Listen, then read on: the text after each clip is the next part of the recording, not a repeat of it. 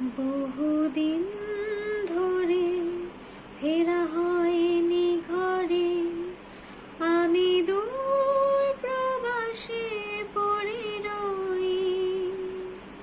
জানি না কবে কিভাবে জড়িয়ে গেছি, ভাবি এবার নিজেকে ছাড়াবই। এখনো বুকে সেই নদী বয়ে চলে, আর মনে পড়ে যায় গ্রাম ছাড়া ওই